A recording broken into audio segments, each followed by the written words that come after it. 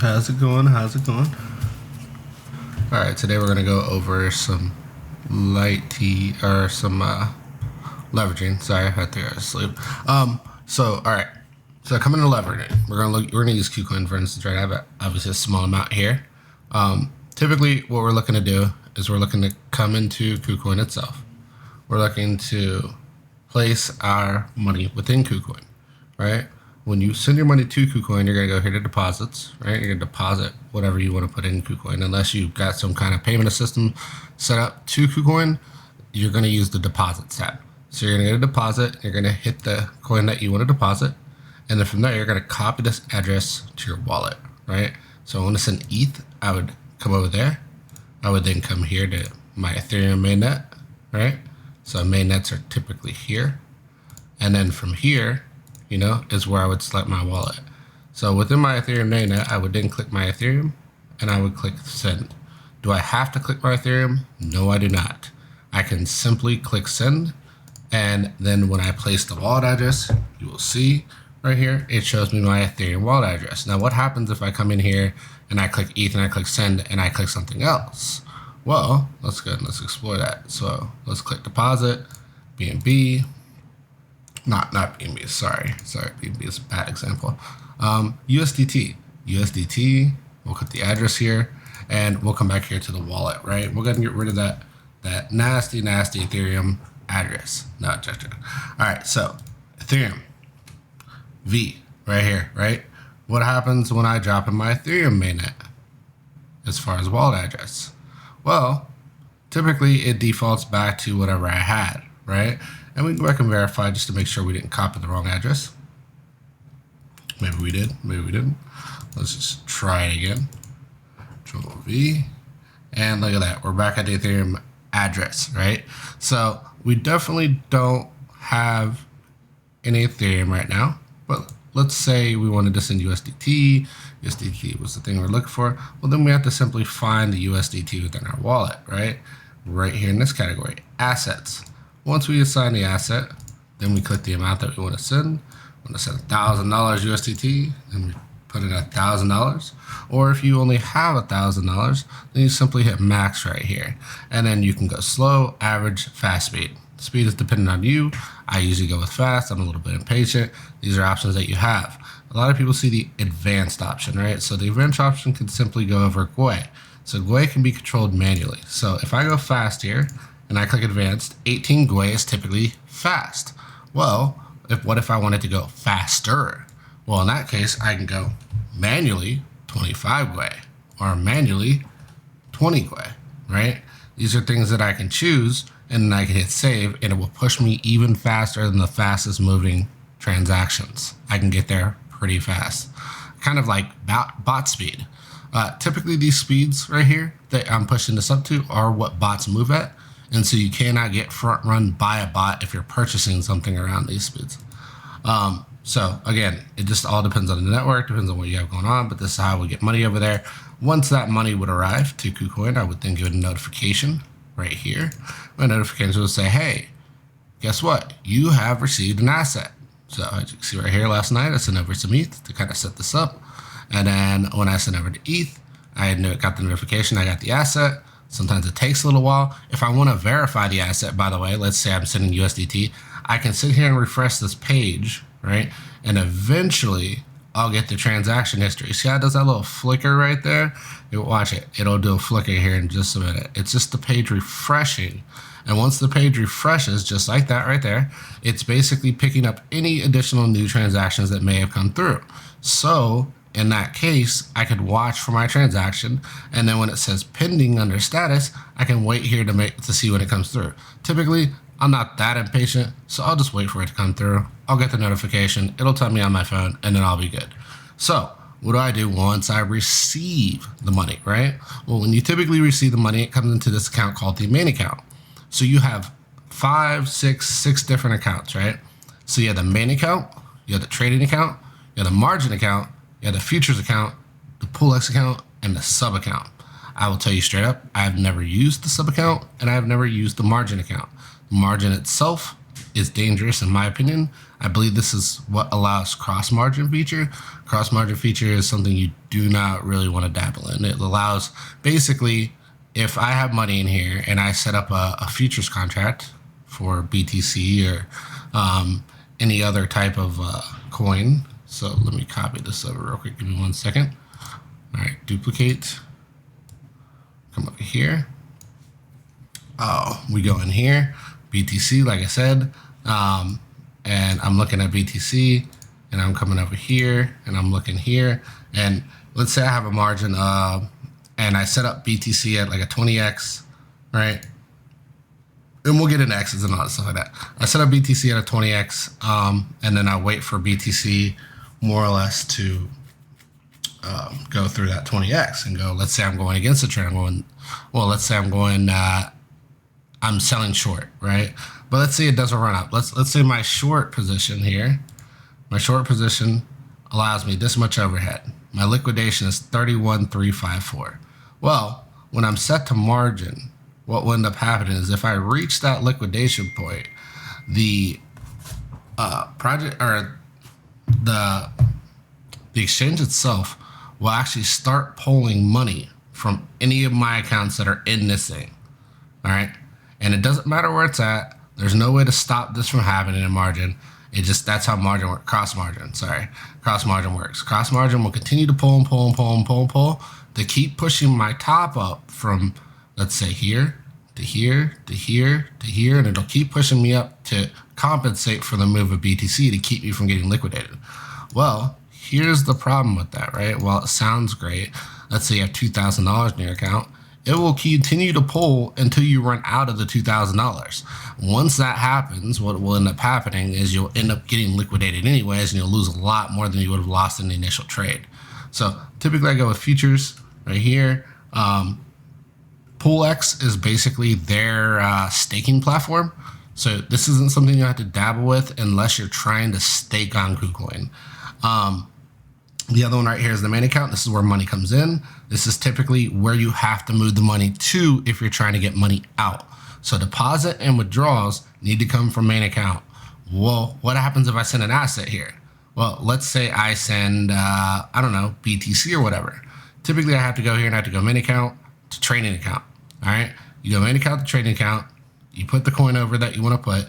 You click right here. If you click the green button, it will maximize the full amount. And then you hit confirm, and it will move your money from main account to trading account. The reason you want to do this is because your asset typically has to be sold, or unless your asset came into USDT, in which case you can transfer, go main account, and you would click here and you would go futures account, and that would move it to the futures account for USDT.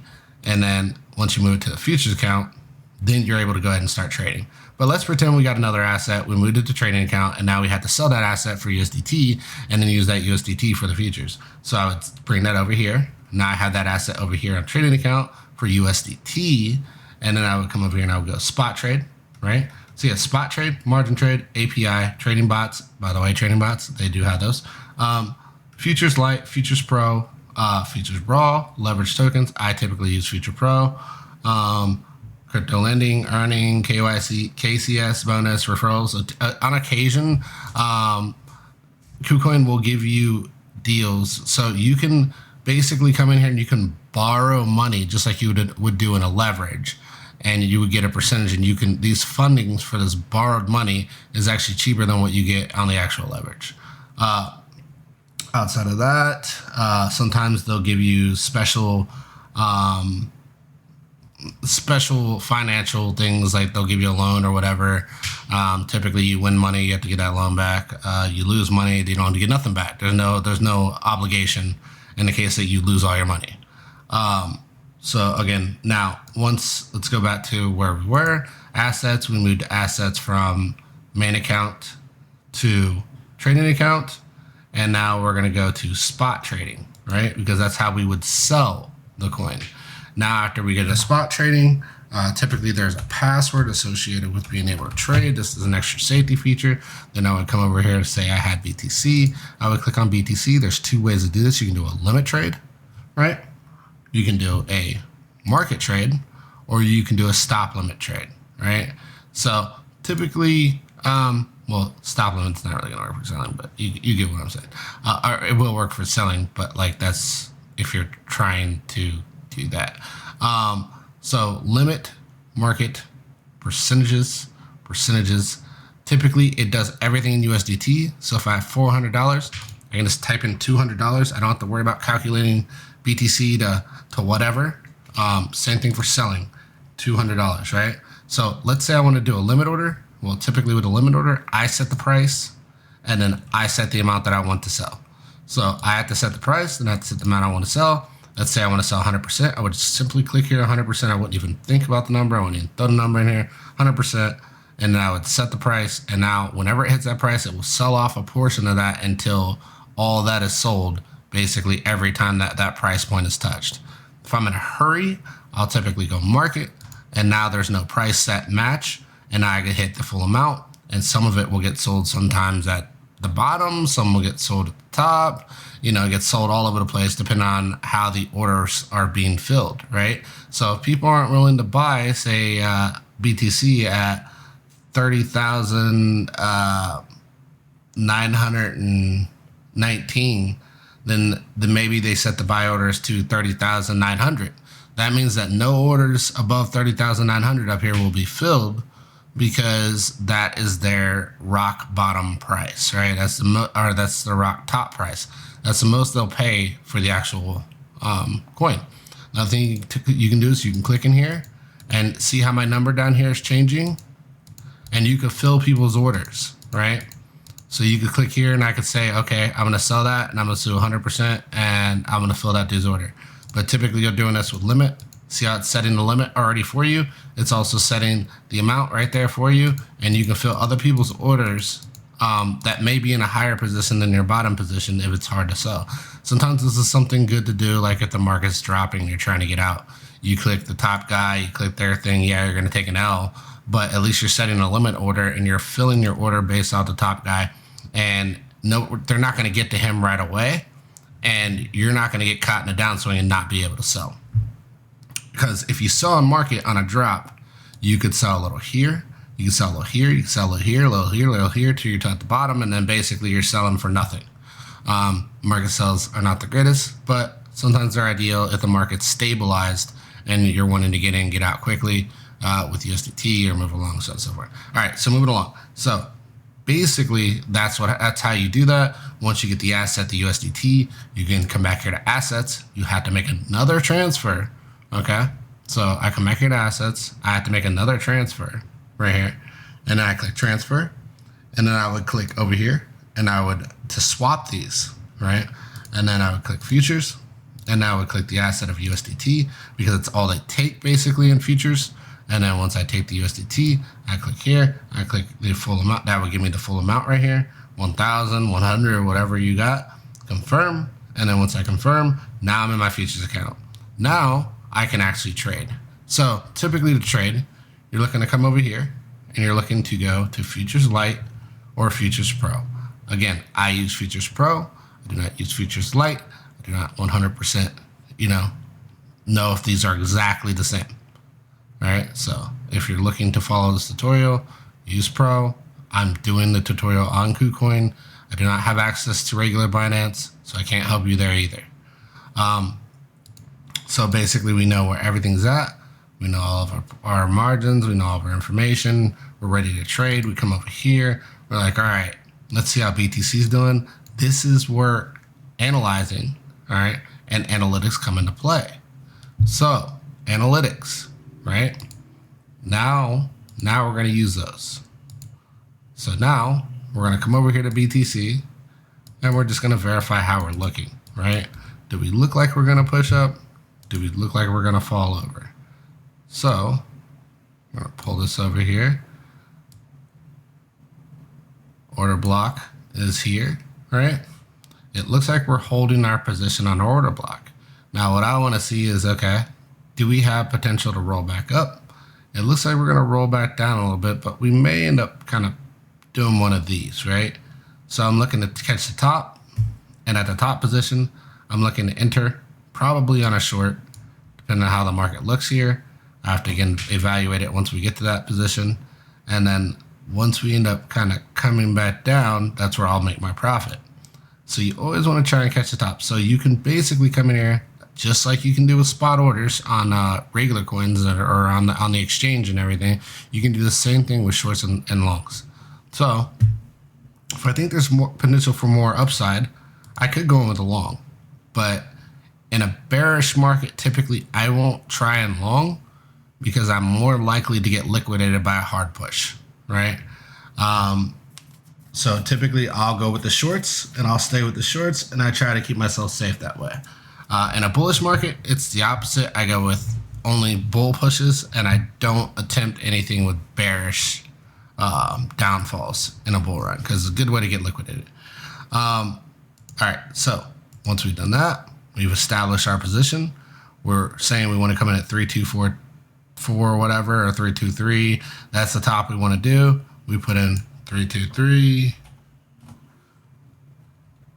and we put in the amount that we want to come in at, right? So we hit the whole amount. This will typically give you the borrowed amount, right? So you're going to put in your whole amount, and it's going to tell you what it's valued at with the borrowed. And then you're going to put in how much you want to put in. Never try to go in with 100%. All right, not financial advice. Just try not to go in with 100%. It's not the smartest thing to do. Typically, I do 50 to 75. Why do I do 50 to 75? I do 50 to 75 to keep myself overhead. If BTC starts pushing up, I need to be able to push my top up. And I'll show you how to do that here in a minute. All right, so typically, we're not looking for 20x. All right, again, you can come in and market with just like you can in a regular one too here. You can set your market at 75 and then go in. But typically, you want to treat this just like you would with a regular coin, and you're going to go ahead and you're going to preset on limit. So what is safe for a new person? 10 or 20, I would not think it is. 5, I would not think it is. 10, I wouldn't even think that is, right? I would say if you're new, stay between 5 and 3x. So the exchange itself will supply you with money 3 times the amount you supply, right? So my money is currently valued at 0.054, and I've only supplied $130, right? So $130 with the potential, if we drop down to 24, turn that into like $400 or $500. Not too bad. Basically from there, I would go ahead and I would be like, all right, I want to set 3x or 5x. You see, I went to 10x on mine, and 10x gave me a pretty good overhead overall. So again, you can set stop loss, and take profit right here, right? So you can do it before you make the transaction. I'll show you how to do it after also. So you would set your stop loss, take profit, and then you would set all this up. You would set your price that you want to buy in at. You would set your amount that you want to use, getting 75 to 50, keep 25 for overhead. And then from there, this is how you would be all set up, right? Then you have your cash flow right here, costs. This is going to tell you how much it will cost you. This is tells you your available balance beyond what you have in. And then this right here tells you your total assets that you're utilizing. So right now I have auto deposit margin, which means anytime I have margin here, if I get pushed up, they'll automatically start pulling this margin into here to balance me out, right? Unrealized P&L right here. It'll tell you how much your entry fee is for unrealized P&L. There will always be more fee, all right? So once I do all that, I would click buy long, or I would click sell short, right? Don't mess up on this. The minute you click it, it just goes through. You do a buy long on a go short, you're gonna get liquidated, and there's nothing you can do to stop that situation.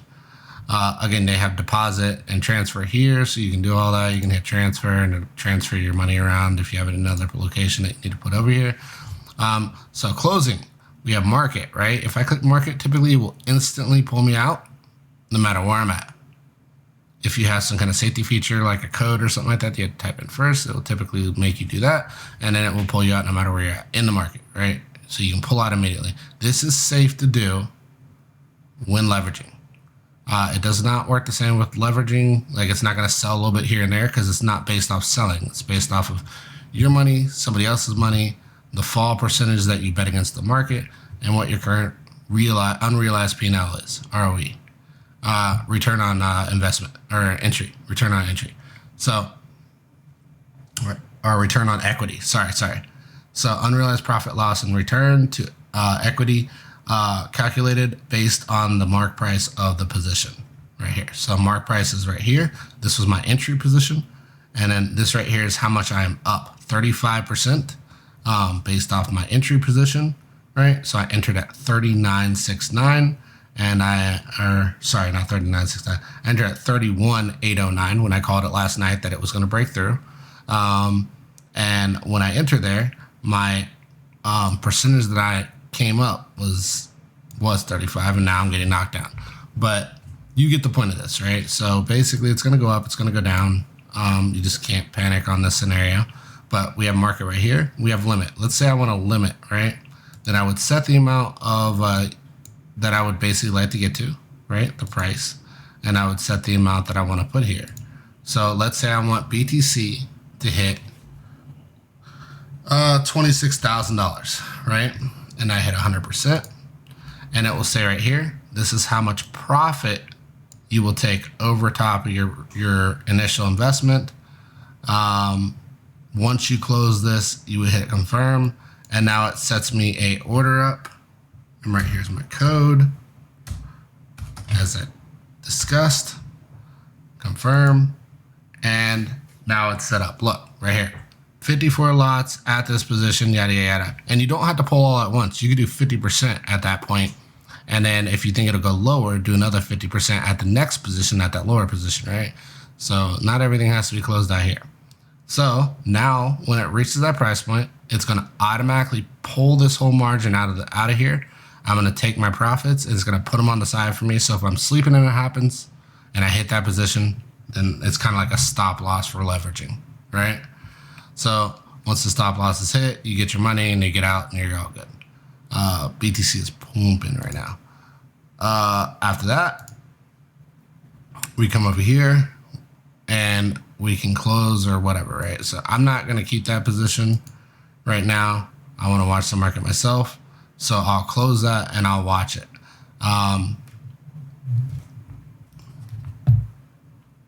After that, basically, we have a couple other categories, right? So you have only current contract, auto deposit margin. Right here, like I said, this will deposit whatever margin you have here into here. Take profit, stop loss. So this is kind of like your regular exchange take profit, stop loss. You'll click in here right here, and then you can basically say how much profit you want to take out the table, and then at what position. And then you can say stop loss at what position, right? So your bottom and your top, you come in here, I want to stop loss. Let's say I want it to stop loss me at 32,935. That's the top side because we're moving up. If we hit this position, it will automatically pull me out of the market, and I can say how much I want to pull out. Mark price right here, index price. Index price climbs to 32,935. The stop loss market order will be triggered, and the estimated loss will be this much. It tells me how much my loss is. Marked price climbs to this point. The stop loss will be triggered. So mark price right here. Mark price will be triggered, and then yada, yada, yada to pull you out of the market. This keeps you from getting liquidated.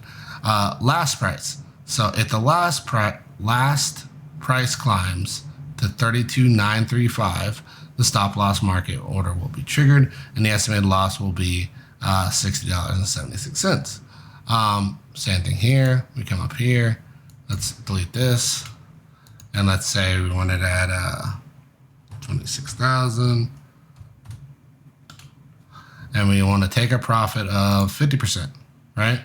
If the market drops below yada, yada, yada, market orders will be triggered and estimated profit will be taken off the table, $65.76. 100%, which will take off all my initial, right? So if I want to get out with my initial, I can get out with my initial here.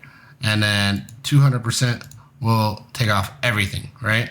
So 100% initial, and then 200% initial plus profit, right? And you get that for last price, mark price, index price. This don't really matter. I usually just go with the first one, last price, and confirm.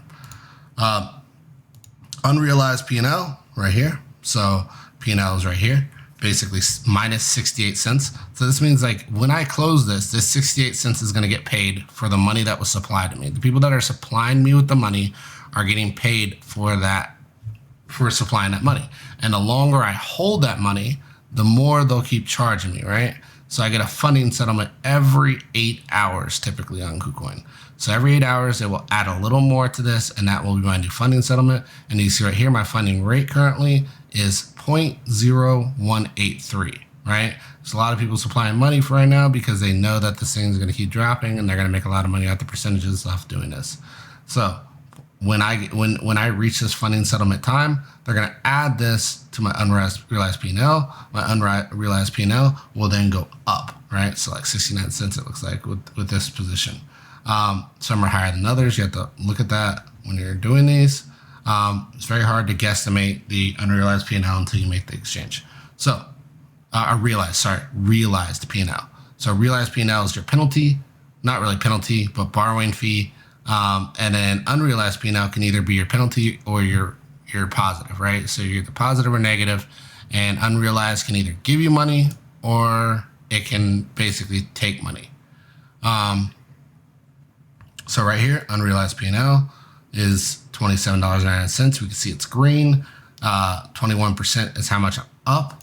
This means that in our current position, BTC is down enough from my initial entry point, right here, that I'm up 22%.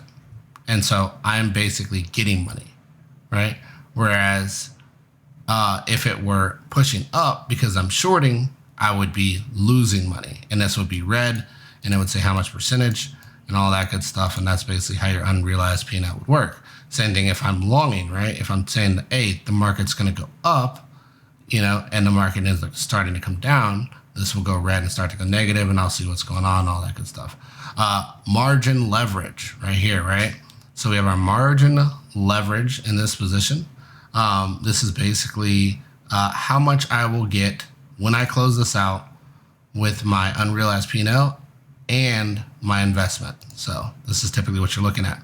See how these X's are fluctuating? So basically I came in, I think, with a 13X, and with that 13X on this one, as I gain more percentage, this X goes down, right? As I lose more percentage, this X goes up. So I can end up, going the opposite direction with BTC and going into the negative, and you'll see my X's go up to like 27%, 27X or 20X, from 13X. That's because I'm moving the opposite direction, and it needs to keep up with the X's going backwards as it needs to keep up with the X's going forwards. So either way, these right here will balance out, and there'll be a certain point in these drops where you're going to see BTC actually start to hit 1X. When it hits 1X, you're not really making a lot, right? So that's how they encourage you to go in, go out, go in, go out. And when you do that, you can lose a lot of money. So typically just stay in your position if you think it's going to go lower. Don't worry if you're getting 1X at one point as it's dropping. The point is that you're still making free money.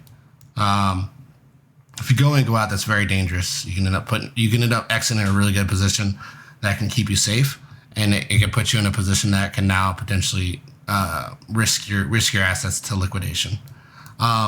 So with that, let's say I'm getting pressured, right?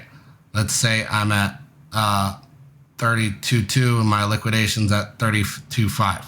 Well, all I would do is I would come here to margin, right? And I would just add more to my margin.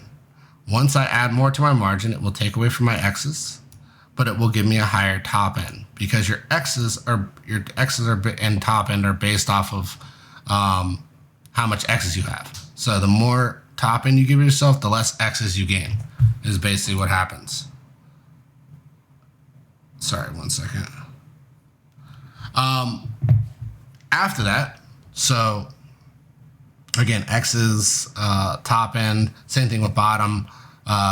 If I'm longing and I'm getting pressured down, my X's will, increase. And if I need to push it down further, I'll just add more margin, and that will allow me to come down further. So like if my liquidation price is 29,437 and I'm longing and BTC is falling to 29,437, I can add more margin that can actually push me down quite a ways, right? It just starts taking away from your X's, and then it kind of eliminates the purpose of even longing or shorting. So you should know your entry points very well. Should not mess yourself up and try and like, all right, I'm just going to enter here and think you're going to make free money. This is not something that's easy to do. It's not something that's not risky to do. It's very risky to do. So, you know, take your time when doing it and try and pay attention. All right, as you can see, I've went down, I've went up. It's a very emotional roller coaster if you're watching it, but you need to make sure you're paying attention. Liquidation price. This is the price. If it touches this, it will liquidate me, as in take all my assets that I have in this trade and close me out. So no more going forward with this. I lose that money. You don't get it back. That's how liquidation works. So if you don't want the risk, don't do this. Market price. This is basically the current market price. This is showing you, hey, this is what the market price is, guys. So you can go with this. And then as far as seeing where you're at in the market, that same market price is up here. And index price is here. So remember how it said index and it said market and all that stuff? Right up here. So index, you can see, is a little bit off from market. It's usually a little bit ahead. So it looks like that's why you would use index over market, is because index is a little bit ahead. All right. Market, entry point. This is the point at which price point you entered, right? So this is my entry point. This is the price that I entered, and in which case I'm safe now with this entry, and I will stay in the green as long as I stay below this entry point.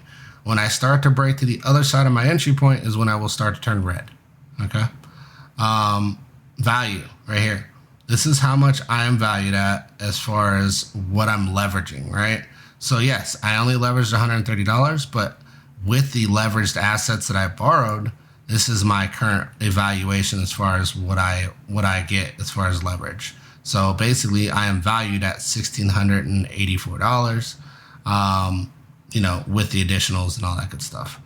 Right here, this is how much BTC I'll get, and this is if we hit 1x, right? This can continue to keep going. It doesn't just close out. I can hold this trade out for as long as I want. I'll just have to keep paying a funding settlement forever. That's just how they work. I don't think there's a close on these, but possible close, right, at a certain point. I don't think there is, though. So contract right here, this is like the contract that you're in. Close positions. These are positions that you can go back and see what your negative and positives were and everything like that, and what you gained and what you lost. Open orders. These are orders that you have set open when you go and you set a limit price. Stop orders are basically orders that you have set to stop at a certain position. Take profit and stop loss. If you set a take profit and stop loss, it'll be here. Fills. So these are fills, basically. These are money that I ended up having to pay after the fact. Nothing that you have to do. This is all part of the process that's here. Don't worry, it's nothing extra. Order history. These are orders that I've made, orders that I've canceled, completed, so on and so forth. So these are all my orders. Positions that go back here, and you know, at the end of the day, this is all it is. Nothing crazy. If I want to set up a specific coin, I'll come up here and I'll pick the coin that I want to leverage, right? So there's lots of choices. I can go vet, and then I'm in vet. I can go link, I'm in link. Typically, I don't touch anything but BTC and sometimes ETH, but you can still get liquidated pretty easily even on ETH. So BTC perpetuals, and then I would go through and do all the things that we just saw.